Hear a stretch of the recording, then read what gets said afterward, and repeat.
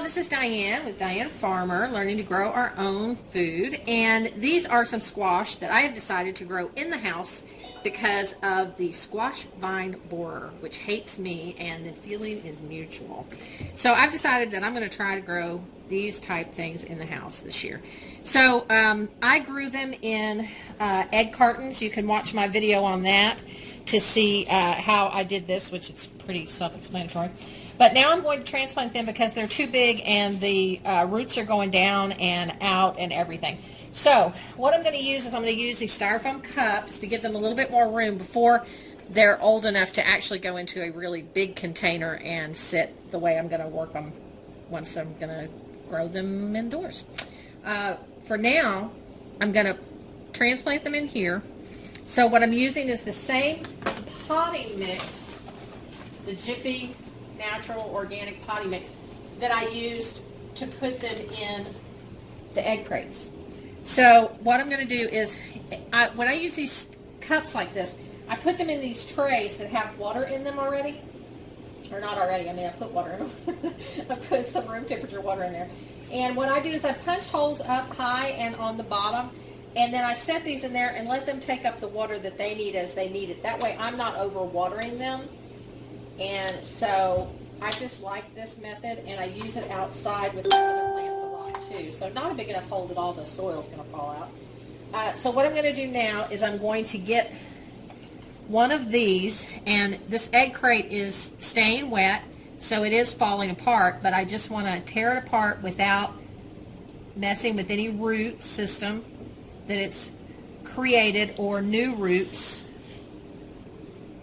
Roots from another neighboring plant. I just want to pop that right out and set it in here. You can see the roots. You see the roots coming out the bottom here and everything. It's ready to be replanted. So now, try not to make a huge mess on my kitchen table. So I'm going to put that in there. Make sure it's in there well, not pack it down. And then I've got some compost here. You can watch my video on my worm composting bin, and that's where this compost came from, was my worms. And so I'm going to add that in there as kind of a mulch on top to help keep the moisture in. And if we ever do water them from the top, which is occasionally, then the nutrients from the worm compost will go down into the soil, which will be great fertilizer for them. So that's basically what I'm going to be doing with these, and then I'm going to put them in the same closet with the lights that I showed you when I planted these. So we'll be back in a few minutes, and I'll take you back there and show you once I'm done.